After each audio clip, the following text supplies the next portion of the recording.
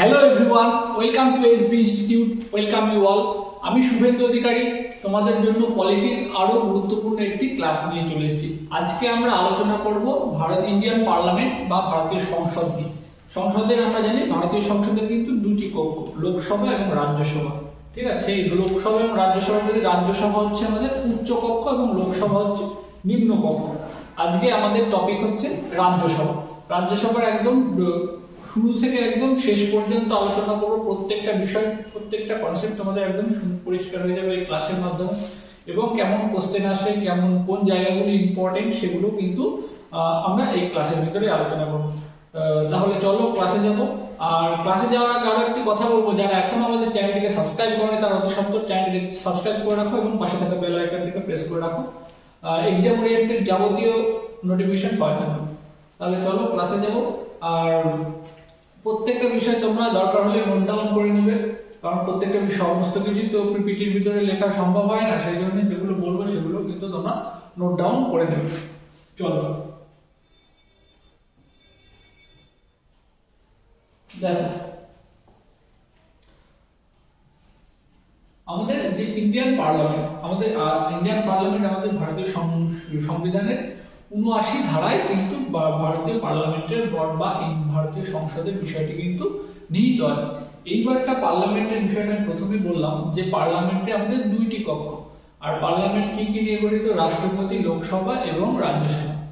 ঠিক আছে, এই নিয়ে কিন্তু পার্লামেন্ট গঠিত। এইবার এই পার্লামেন্ট গঠিত, পার্লামেন্টের উচ্চ কক্ষ রাজ্যসভা এবং নিম্ন কক্ষ লোকসভা। উচ্চ কক্ষ বা রাজ্যসভা হচ্ছে একটা স্থায়ী কক্ষ, এই কক্ষকে ভাঙা যায় না, কিন্তু লোকসভাকে কিন্তু ভেঙে ফেলা যায়। একটা রাষ্ট্রপতি মনে করলে কিন্তু লোকসভাকে ভেঙে দিতে পারে।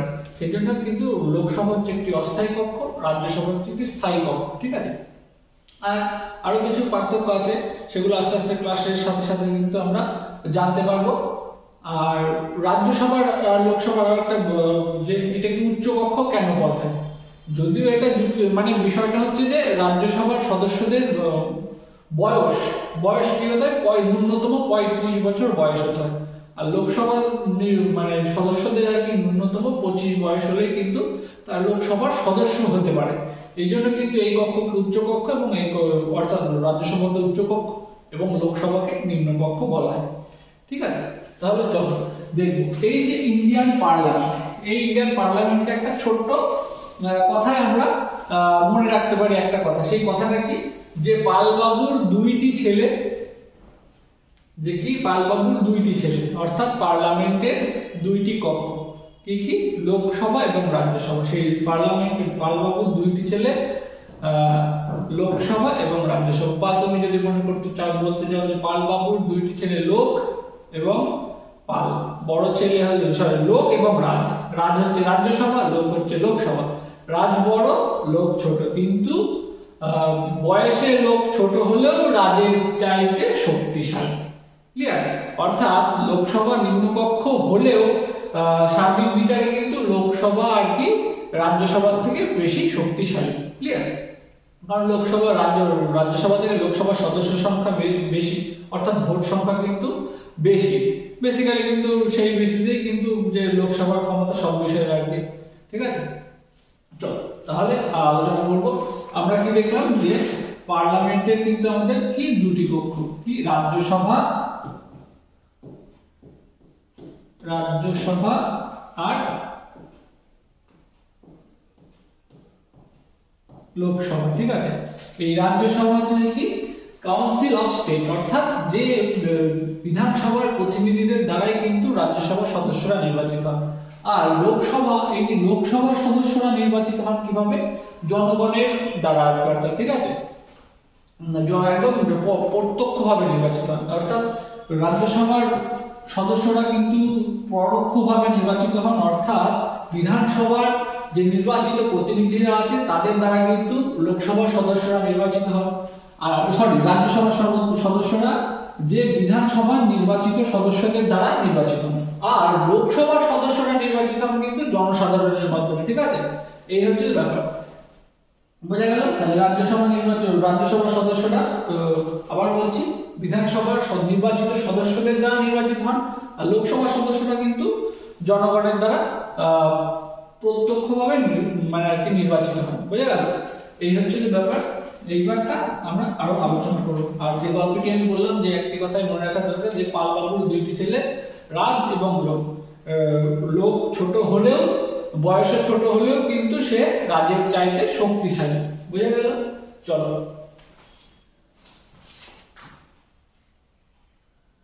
দেখো কি বলছে। ভারতীয় সংবিধানের ৭৯ ধারায় ভারতের রাষ্ট্রপতি উচ্চকক্ষ, এবং রাজ্যসভা নিম্নকক্ষ বা লোকসভা নিয়ে কিন্তু ভারতের সংসদ গঠিত। আমি কি বললাম যে ভারতীয় সংসদ বা ইন্ডিয়ান পার্লামেন্ট গঠিত তিনটি, রাষ্ট্রপতি, লোকসভা এবং রাজ্যসভা। লোকসভা হচ্ছে যে নিম্নকক্ষ এবং রাজ্যসভা উচ্চকক্ষ। এই তিনটি বিষয় নিয়ে কিন্তু ভারতীয় সংসদ গঠিত, যেটি ভারতীয় সংবিধানের ৭৯ ধারায় কিন্তু রয়েছে। তারপরে দেখো ভারতের সংসদীয় শাসন ব্যবস্থা ইংল্যান্ডের সংসদীয় শাসন ব্যবস্থার অনুকরণের সৃষ্টি। যেহেতু ভারতের অর্থাৎ যে সংসদীয় শাসন ব্যবস্থা সেটা কিন্তু ইংল্যান্ডের সংসদীয় শাসন ব্যবস্থার অনুকরণেই কিন্তু সৃষ্টি হয়েছে। আর কি বলছে, যেহেতু ভারতের শাসন ব্যবস্থা যুক্তরাষ্ট্রে, সেহেতু এই শাসন ব্যবস্থার বৈশিষ্ট্য অনুযায়ী আইনসভা মানে আর কি যে আইনসভা কিন্তু দ্বিকক্ষ বিশিষ্ট আইনসভা হওয়া উচিত। সেটাই কিন্তু আমাদের রয়েছে দ্বিকক্ষ।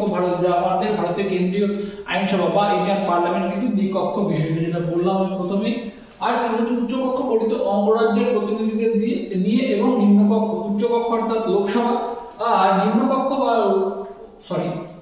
উচ্চকক্ষ বা রাজ্যসভা গঠিত হচ্ছে অঙ্গরাজ্যের প্রতিনিধিদের নিয়ে। আর নিম্নকক্ষ বা লোকসভা কিন্তু গঠিত হচ্ছে জনসাধারণের প্রতিনিধিদের নিয়ে। ক্লিয়ার? চলো তারপর দেখো, এটা হচ্ছে যে রাজ্যসভা আর কি, যেটা আমাদের। তারপর দেখো যে রাজ্যসভার গঠন। এইবারটা আসছি আমরা রাজ্যসভার গঠন। রাজ্যসভার গঠন বলতে গিয়ে আমরা প্রথমেই দেখবো কি যে ভারতীয় সংবিধানের ৮০ ধারায়, ৭৯ ধারায় কিন্তু পার্লামেন্টের বিষয়টি রয়েছে, আর ৮০ ধারায় কিন্তু রাজ্যসভার বিষয়টি রয়েছে। এইবারটা রাজ্যসভার গঠন। রাজ্যসভার মানে কিভাবে গঠিত হয়। রাজ্যসভার অনধিক ভারতীয় সংবিধান কিন্তু বলে দেওয়া আছে ভারতীয় সংবিধান মানে আর কি রাজ্যসভার কিন্তু যে সদস্য সংখ্যা কিন্তু অনধিক ২৫০ জন হবে, অর্থাৎ যে ২৫০ জনের বেশি কিন্তু হবে না। বোঝা গেল? এর ভিতরে কিন্তু ২৩৮ জন হবে নির্বাচিত, আর ১২ জন কিন্তু রাষ্ট্রপতি কর্তৃক যে মনোনীত হবে আর কি। শিক্ষা, বিজ্ঞান এবং চারুকলা এই বিভাগ থেকে কিন্তু রাষ্ট্রপতি মনোনীত করলে মানে আর কি ১২ জনকে, সর্বাধিক ১২ জনকে কিন্তু তিনি মনোনীত করতে পারেন। এমন নয় তাকে ১২ জনকেই মনোনীত করতে হবে, তিনি কমও করতে পারেন। ঠিক আছে? এই হচ্ছে ব্যাপার। কিন্তু বর্তমানে কিন্তু আমাদের এই আসন সংখ্যা অর্থাৎ রাজ্যসভার আসন সংখ্যা কিন্তু ২৪৫টি, অর্থাৎ ২৫০টি নয়, 5টি আসন কম আছে। তার কারণ হচ্ছে তাহলে বর্তমানে আমাদের রাজ্যে মানে রাজ্যসভার নির্বাচিত প্রতিনিধি আছে ২৩৩ জন এবং আর আছে কত ১২ জন, অর্থাৎ ২৪৫ জন মোট। ঠিক আছে? এই হচ্ছে যে ব্যাপার। চলো বলছে ভারতের সংবিধান ৮০ ধারা অনুযায়ী রাজ্যসভা অনধিক ২৫০ জন সদস্য নিয়ে গঠিত। আর কি ৩৮ জন সদস্য অঙ্গরাজ্য এবং কেন্দ্রশাসিত অঞ্চলগুলি থেকে পরোক্ষভাবে নির্বাচিত। যেহেতু ডাইরেক্ট ভোট মানে আর কি রাজ্যসভা নির্বাচন কিন্তু আর কি লোকসভা নির্বাচনের জন্য আর কি আমরা জনগণ ডাইরেক্ট ভোট দিয়ে আসি, অর্থাৎ প্রত্যক্ষ নির্বাচন হয়। কিন্তু রাজ্যসভার প্রতিনিধিরা কিন্তু প্রত্যক্ষ নির্বাচনের মাধ্যমে নির্বাচিত হন না, তারা কিন্তু পরোক্ষ নির্বাচনের মাধ্যমে নির্বাচিত হন। আর দিল্লি এবং পুদুচেরি বিধানসভা কিন্তু কেন্দ্রশাসিত অঞ্চল হওয়া সত্ত্বেও এদের কিন্তু বিধানসভা আছে। ঠিক আছে? এই বিধানসভার এই দুটি বিধানসভার সদস্যরা কিন্তু এই বিষয়ে আর কি অর্থাৎ রাজ্যসভা নির্বাচনে রাজ্যসভার যে আর কি প্রতিনিধি নির্বাচন হয় তাতে কিন্তু অংশগ্রহণ করতে পারে না। আর এই রাজ্যসভার প্রতিনিধি নির্বাচন কিন্তু একটা ইলেকট্রাল কলেজের মাধ্যমে কিন্তু একটা নির্বাচক সংস্থায় কিন্তু এই দায়িত্বটা পালন করে। বোঝা গেল? এই হচ্ছে ব্যাপার। মনে রাখতে হবে নির্বাচক সভা এই ইলেকট্রাল কলেজে কিন্তু আর কি যে রাষ্ট্রপতি নির্বাচনে কিন্তু কাজ করে। বোঝা গেল? দেখো, আর এই ১২ জন রাষ্ট্রপতি কি মনোনীত করেন কোথা থেকে? সাহিত্য, বিজ্ঞান, চারুকলা, সমাজসেবা থেকে। বর্তমানে সদস্য সংখ্যা ২৪৫ আর কি ২৩৩ জন নির্বাচন এবং ১২ জন মনোনীত। ক্লিয়ার? এই হলো আমাদের রাজ্যসভার গঠন। দেখো ২৪৫ জন আর কি যে আমাদের টোটাল বর্তমানে রয়েছে, আমাদের ২৩৩ জন ইলেক্টেড অর্থাৎ নির্বাচিত আর কি মনোনীত ১২ জন। ক্লিয়ার? দেখো বলছে কাউন্সিল অফ স্টেট, যেটা আমি বললাম যে কাউন্সিল হচ্ছে অঙ্গরাজ্যের প্রতিনিধি। ঠিক আছে? আর জনপ্রতিনিধি যেটা আর কি যে লোকসভা, আর রাজ্যসভা হচ্ছে কিন্তু কাউন্সিল অফ স্টেট। ঠিক আছে? আর হাউসটা হচ্ছে হাউস অফ পিপল।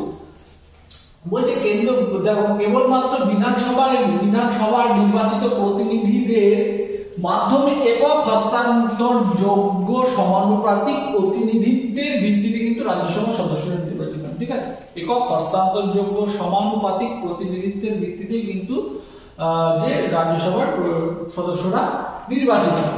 আর কি বলছে, রাজ্যসভার সদস্যদের মেয়াদ সংবিধান উল্লেখিত নেই। রাজ্যসভার সদস্যদের মেয়াদ কিন্তু সংবিধানে উল্লেখিত নেই, কিন্তু এটা হচ্ছে যে কত 1951 জনপ্রতিনিধিমূলক আইনে কিন্তু এটাকে 6 বছর অর্থাৎ মেয়াদ কিন্তু 6 বছর পর্যন্ত কিন্তু করা হয়েছে। আর এটা কি, এটা যেহেতু আমরা প্রথমে বললাম যে এটা একটি স্থায়ী কক্ষ, অর্থাৎ রাজ্যসভাকে ভেঙে দেওয়া যায় না। যেহেতু রাজ্যসভাকে ভেঙে দেওয়া যায় না, তার ব্যাপার হচ্ছে যে কারণ এবার তাহলে আবার এখানে আমরা বলছি যে 6 বছরের মেয়াদ তাদের, সেই জন্য কি 2 বছর অন্তর অন্তর কি 1/3 সদস্য কিন্তু 2/3 সদস্য কিন্তু তারা কিন্তু অবসর গ্রহণ করে, এবং যে আসনগুলি খালি হয় সেই আসনে কিন্তু আবার অর্থাৎ যে আবার পুনরায় কিন্তু আবার কিন্তু তারা না যেভাবে নতুন সদস্য কিন্তু আবার যুক্ত হন। এবার যারা অবসর গ্রহণ করেছে তারা কিন্তু পুনরায় নির্বাচিত হতে পারে, জায়গাটা কিন্তু গুরুত্বপূর্ণ।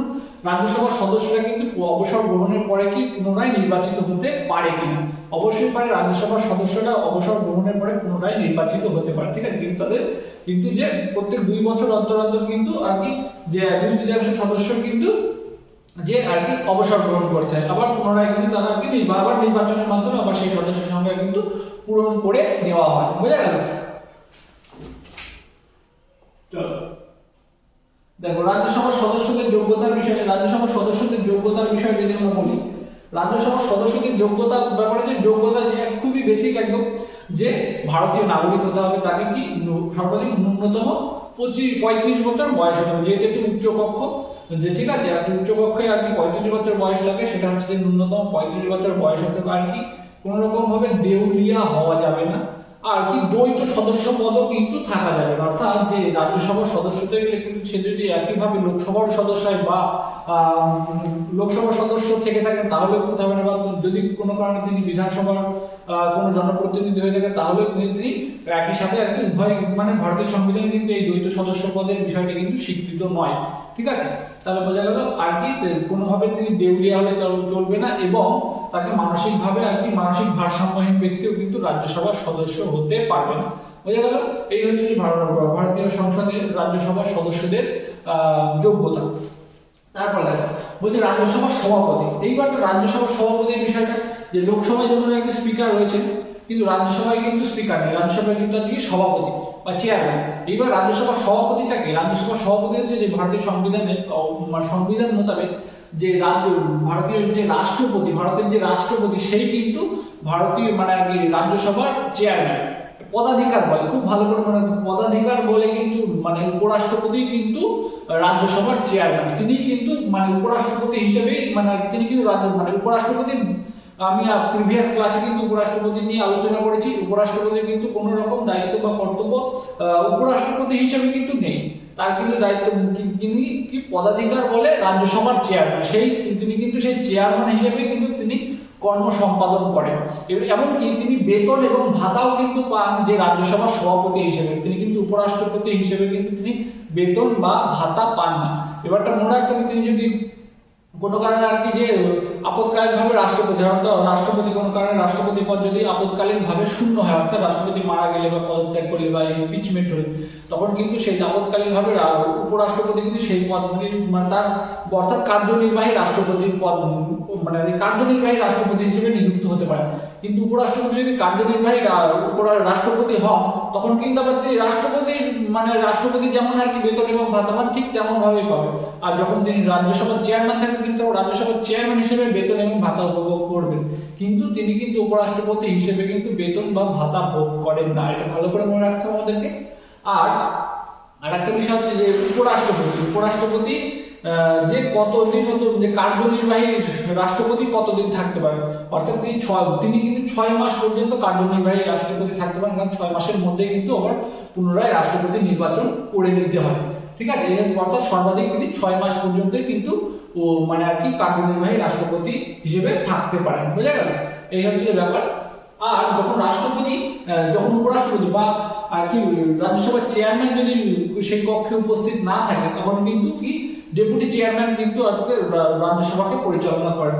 বোঝা গেল? এই হচ্ছে ব্যাপার। যদি কোনো কারণে রাষ্ট্রপতি অর্থাৎ উপরাষ্ট্রপতি যদি আর কি কার্যনির্বাহী রাষ্ট্রপতি নিযুক্ত হন, তখন তো বা কোনো কারণে তিনি অনুপস্থিত থাকেন কক্ষে, তখন কিন্তু কক্ষ পরিচালনার দায়িত্ব কিন্তু থাকে যে রাজ্যসভার আর কি ডেপুটি চেয়ারম্যান থাকেন। বুঝা গেল? এই হচ্ছে ব্যাপার। চলো দেখবো।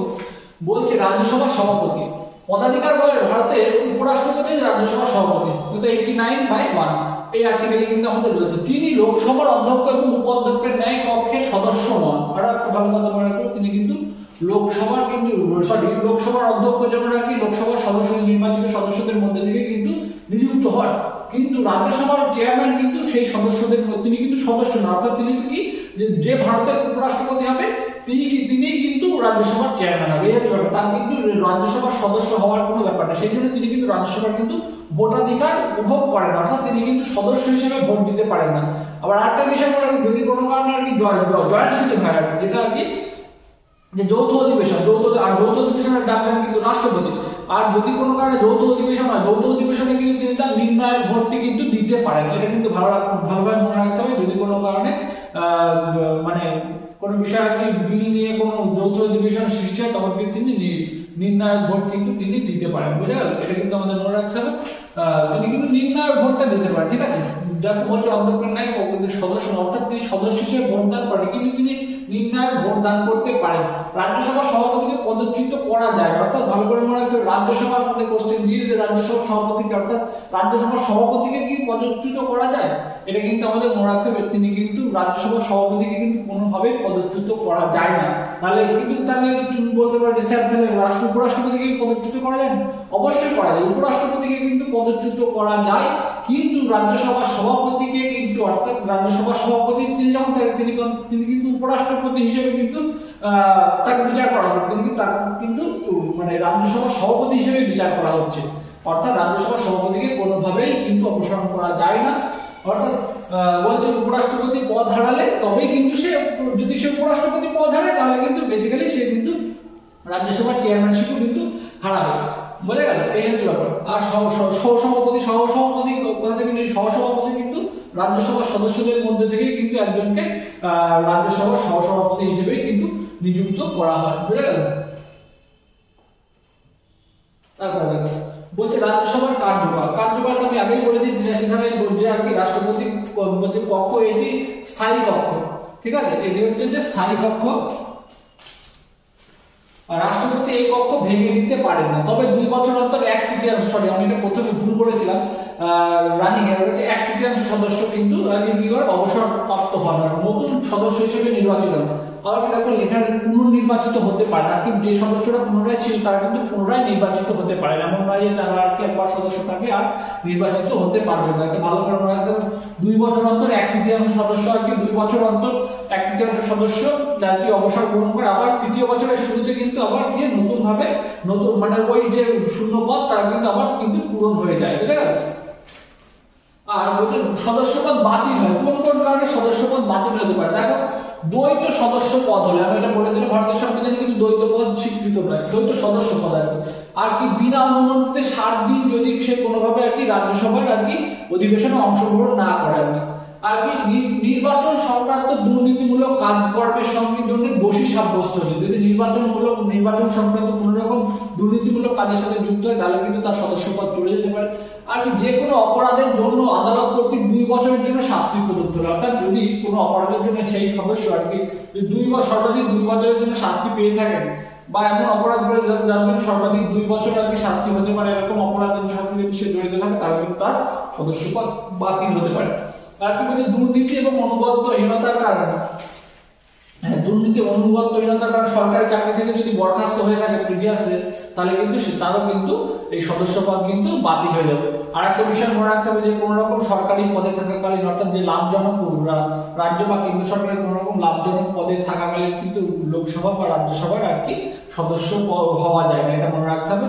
অর্থাৎ আমি ওই জন্য বললাম যে প্রিভিয়াস অর্থাৎ অতীতে কোনো কারণে যদি অনুগত্যহীনতার কারণে যদি বা কোনো দুর্নীতিমূলক কাজের কারণে যদি সে সরকারি চাকরি থেকে বরখাস্ত হয়ে থাকে, তাহলে কিন্তু তার সদস্যপদ বাতিল হয়ে যেতে পারে। এই হচ্ছে যে আমাদের একটা ওভারভিউ ছিল। দেখো তারপর দেখো বলছি রাজ্যসভার বিশেষ ক্ষমতা। দেখো রাজ্যসভা নিয়ে আমরা টোটালটা আলোচনা করলাম, আমি আশা করি সমস্ত ইনফরমেশন তোমাদেরকে দিতে পেরেছি। আরো কতগুলি আর রাজ্যসভার কতগুলি বিশেষ ক্ষমতা রয়েছে, সেই বিশেষ ক্ষমতাগুলি কি আমাদের জানতে হবে।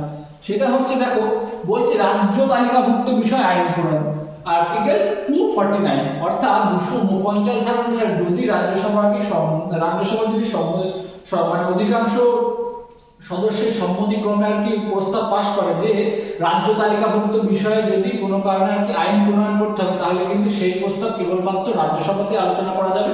ঠিক আছে, অর্থাৎ রাজ্য তালিকাভুক্ত বিষয়ে যদি আইন প্রণয়ন করতে হয় সেই প্রস্তাব আলোচনা করা যাবে কেবলমাত্র রাজ্যসভাতে। সেটা কত ধারাতে? সেটা হচ্ছে 249 ধারাতে। তাহলে এটা হচ্ছে রাজ্যসভার একটা বিশেষ ক্ষমতা। তারপরে দেখো আরো একটি যে সর্বভারতীয় পৃথক সৃষ্টি 312 অর্থাৎ 312 অর্থাৎ 312 ধারার যে রাজ্যসভা যদি মনে করেন যে অল ইন্ডিয়ান সার্ভিস অর্থাৎ যে ভারতীয় রাষ্ট্রকৃতক আছে সেই রাষ্ট্রকৃতকদের পদ সৃষ্টি করা, সেই বিষয়টা কিন্তু কেবলমাত্র এই বিষয়টা কিন্তু কেবলমাত্র 312 ধারাতে রাজ্যসভাতে আলোচনা করা যায়। অর্থাৎ সর্বভারতীয় রাষ্ট্রকৃতক যে আর কি তাদের কিন্তু যে পদগুলি সেই পদগুলি সৃষ্টি কিন্তু রাজ্যসভা থেকেই হয়, এটা মনে রাখতে হবে। সেটা 312 ধারাতে। আর কি উপরাষ্ট্রপতি পদচ্যুতি, সেটা কত ধারাতে? সেটা হচ্ছে 67। তাহলে আমাদের এই ধারা তিনটি কিন্তু মনে রাখতে হবে, এই জায়গা থেকে কিন্তু কোশ্চেন আসে। আর কি যে 67 অর্থাৎ 67 ধারা অনুযায়ী কিন্তু উপরাষ্ট্রপতির যে দেখো ভালো করে মনে রাখতে হবে, উপরাষ্ট্রপতি আমি প্রথম মানে ক্লাসের ভিতরেও বলেছি রাজ্যসভার সভাপতিকে কিন্তু পদচ্যুত করা যায় না, রাজ্যসভাকে কিন্তু ভেঙে দেওয়া যায় না, কিন্তু উপরাষ্ট্রপতির পদ যদি হারায় তবে কিন্তু রাজ্যসভার সভাপতির পদও কিন্তু তার চলে যায়। তাহলে আমরা কি পেলাম? আর এই বিষয়ে যে উপরাষ্ট্রপতির পদচ্যুতির প্রস্তাব কেবল আর কেবলমাত্র রাজ্যসভাতে আলোচনা করা যাবে। এটা কত ধারা থাকে? এটা হচ্ছে আমাদের ভারতীয় সংবিধানের 67 ধারাতে রয়েছে। তাহলে এই তিনটি বিষয় হচ্ছে রাজ্যসভার বিশেষ ক্ষমতা। আমি তাহলে আমরা একবার দেখে নেবো যে কি কি আমরা পেলাম এর বিষয়ে। দেখো আরেকবার বলবো যে রাজ্যসভা, একবার আমি বলে দিচ্ছি যে আমরা পার্লামেন্টের আগে যে দুটি কক্ষ তার রাজ্যসভার উচ্চ কক্ষ নিয়ে আলোচনা করলাম। আমি প্রথমে আরেকবার আমি তোমাদেরকে বিষয়টাকে রিক্যাপ করে দিচ্ছি। সেটা কি? সেটা হচ্ছে যে আমি যে গল্পটা প্রথমে বললাম যে একটা লাইনে মানে ভারতীয় পার্লামেন্টকে মনে রাখার বিষয় যে পাল বাবুর দুইটি ছেলে রাজ এবং লোক।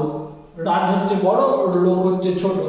লোক ছোট বয়সে ছোট হলেও মানে লোক আর কি বা লোকসভা আর কি লোক বয়সে ছোট হলেও রাজের চাইতে শক্তিশালী। এটা কিন্তু এটা হচ্ছে যে মনে রাখার একটা সহজ ট্রিক্স বলতে পারো, এইভাবে মনে রাখবে। অর্থাৎ রাজ্যসভা ভারতীয় পার্লামেন্ট বা কেন্দ্রীয় আইনসভার কিন্তু দুইটি কক্ষ, সেটা হচ্ছে রাজ্যসভা এবং লোকসভা। রাজ্যসভা উচ্চ কক্ষ কাউন্সিল অফ স্টেট, আর হচ্ছে লোকসভা যে নিম্ন কক্ষ বা হাউস অফ পিপল। রাজ্যসভার সদস্যরা পরোক্ষভাবে নির্বাচিত হন বিধানসভার প্রতিনিধিদের মাধ্যমে, আর লোকসভার সদস্যরা নির্বাচিত হন কার মাধ্যমে? লোকসভার সদস্যরা কিন্তু জনগণের দ্বারা প্রত্যক্ষভাবে নির্বাচিত হন। আর রাজ্যসভাকে ভেঙে দেওয়া যায় না। রাজ্যসভার সভাপতি হচ্ছে উপরাষ্ট্রপতি, সেটা মানে ভারতের সংবিধানের একটা ভারতের উপরাষ্ট্রপতি কিন্তু পদাধিকার বলে রাজ্যসভার চেয়ারম্যান। এটা হচ্ছে যে আমাদের মনে রাখতে হবে। আর কি আর একটা বিষয় হচ্ছে যে চেয়ারম্যান যদি কোনো কারণে আর কি তিনি আর কি তার পদ থেকে আর কি রাজ্যসভার চেয়ারম্যানকে কোনো কারণে অপসারণ করা যায় না, কিন্তু রাষ্ট্রপতিকে কিন্তু পদ থেকে অপসারণ করা যায়। আর সেই প্রস্তাবটা কেবলমাত্র রাজ্যসভাতেই উত্থাপন করা যাবে। এটা হচ্ছে রাজ্যসভার একটা বিশেষ ক্ষমতার ভিতরে পড়ে, যেটা রয়েছে আর্টিকেল 67। বোঝা গেল? তাহলে আমরা কি পেলাম? আর একটা বিষয় যে 249 ধারাতে রয়েছে যে রাজ্য তালিকাভুক্ত বিষয় যদি কোনো কারণে আইন প্রণয়নের ব্যাপার হয় তাহলে কিন্তু সেই প্রস্তাব কেবলমাত্র রাজ্যসভাতে আলোচনা করা যাবে, তারপরে সেটি আর কি পাশের জন্য লোকসভাতে পাঠানো হবে। আর আরেকটা বিষয় যেটা হচ্ছে যে রাষ্ট্রকৃতক ভারতের রাষ্ট্রকৃতকদের যে পদ সৃষ্টি, সেই পদটা কিন্তু সেই 312 ধারা সেটা কিন্তু কেবলমাত্র রাজ্যসভাতে আলোচনা করা যাবে। তাহলে এই ছিল আজকের ক্লাসের টোটাল বিষয়টা, অর্থাৎ রাজ্যসভার বিষয়টুকু আমি খুব অল্প সময়ের ভিতরে কিন্তু তোমাদের একটা ধারণা দেওয়ার চেষ্টা করলাম। আমি আশা করছি সমস্ত ইনফরমেশন এর ভিতরে রয়েছে। আর যেগুলো আর কি যে বর্তমান অ্যাডভান্স লেভেলের যে কোশ্চেনগুলো সেগুলো আমাদের মানে চ্যানেলে প্র্যাকটিস সেটের ভিতরে তোমরা পেয়ে যাবে। কন্টিনিউ ফলো করতে থাকো চ্যানেলগুলি। এরকম গুরুত্বপূর্ণ ক্লাসের জন্য আমাদের চ্যানেলটিকে সাবস্ক্রাইব করে রাখো এবং পাশে থাকা বেল আইকনটিকে প্রেস করে রাখো। আর যারা আমাদের ভিডিওগুলি দেখছো তাদেরকে বলবো আমাদেরকে লাইক করো। আমাদের ভিডিওগুলি যদি তোমাদের ভালো লাগে থাকে অবশ্যই লাইক করো এবং শেয়ার করো। আর কমেন্টে জানাও তোমরা যদি কোথাও বুঝতে না পেরে থাকো সেই বিষয়ে কিন্তু আমরা তোমাদের আশা করবো সেই বিষয়গুলো আমরা তোমাদের কমেন্টের মাধ্যমে ক্লিয়ার করে দেবো, বা যদি তার জন্য কোনো নতুন ভিডিও দেওয়া হয় সেটাও কিন্তু আমরা দিয়ে দেবো। তোমাদের বলবো আমাদের যে অনলাইন যেমন আমরা ক্লাস দিচ্ছি এরকমই খুব সুন্দরভাবে কিন্তু যদি তোমরা হাতে ধরে তোমাদের প্রিপারেশন মানে করতে চাও তাহলে কিন্তু আমাদের ইনস্টিটিউটের অফলাইন ব্যাচ আছে। তোমরা যদি মনে করো খুব সামান্য মাসিক ফিস দিয়ে তোমরা কিন্তু তোমাদের সেই ব্যাচে ভর্তি হয়ে যেতে পারো। যে একদম ফাউন্ডেশন ব্যাচ শুরু হয়ে গেছে 12 জানুয়ারি থেকে, যারা এখনো ভর্তি হয়নি তারা অতি সত্ত্বর ভর্তি হয়ে এবং নিজেদের প্রিপারেশন শুরু করো। তারপর তো জানো যে 12,000 ভ্যাকান্সি আর কি WBP কনস্টেবলের কিন্তু বেরিয়ে গিয়েছে। এই 12,000 ভ্যাকান্সি একটা বিরাট সুযোগ, এই সুযোগটা কিন্তু তোমাদেরকে নিতেই হবে। আমি আশা করবো তোমরা আমাদের ব্যাচে জয়েন করো এবং নিজেদের প্রস্তুতি চালাতে থাকো। আশা করবো তোমাদের সফলতা আসবে। আর সফলতা যে শুধু ইনস্টিটিউটে পড়ে আসবে এমন নয়, তোমাকে নিজেকে পড়তে হবে। যাবতীয় গাইড করার আমরা কিন্তু করে দেবো। আজকে এখানে শেষ করছি। Thank you everyone. Till then stay focus on your goal. Thank you.